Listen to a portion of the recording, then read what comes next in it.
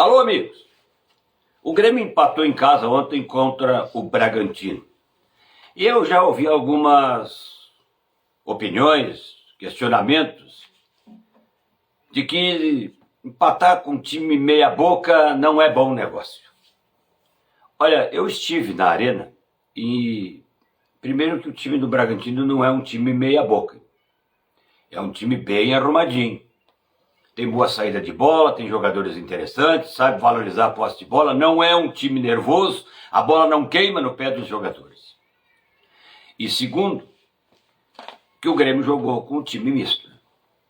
Se o Arthur é considerado já quase uma boa parte do time do Grêmio, e ele não está por lesão, você imagina não tendo o Amuso e o TT e o William como opção no banco para poder entrar.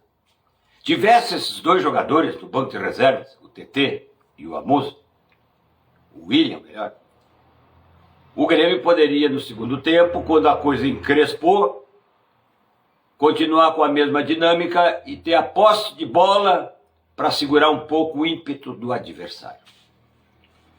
E o empate, pelas situações criadas, eu te diria que o Grêmio teve um pouquinho mais perto de marcar o segundo gol. Mas não foi um resultado injusto, não. Muito longe disso. E tem aquelas questões relacionadas com os meninos. Por que botou o Gabriel Meck e não botou o André Henrique? Mas aí eu pergunto, quanto tempo o André Henrique está no Grêmio? Você lembra de ele existe? Ontem, talvez? Porque também é um jogador que não conseguiu acrescentar.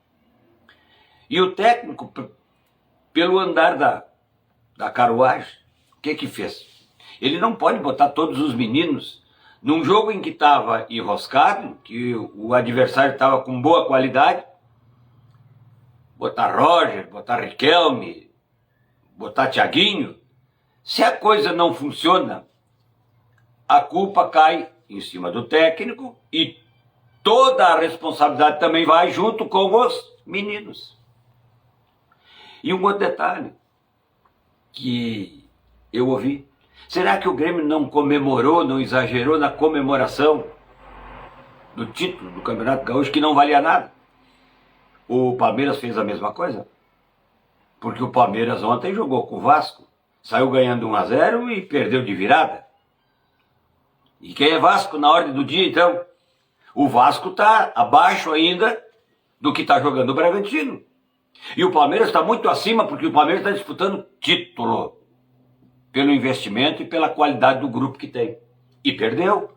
Estreia do Renato Portaluppi na Casa Mata do Vasco.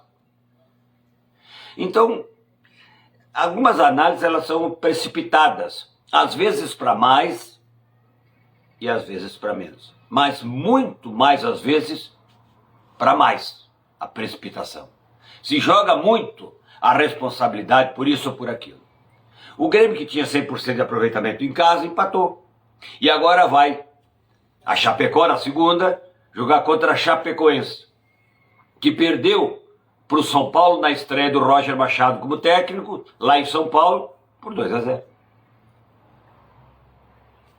Ficou dentro daquela matemática, é um time para buscar 3 pontos fora de casa. Aí já com alguns jogadores recuperados do problema, e aí tem mais alternativas, mais opções.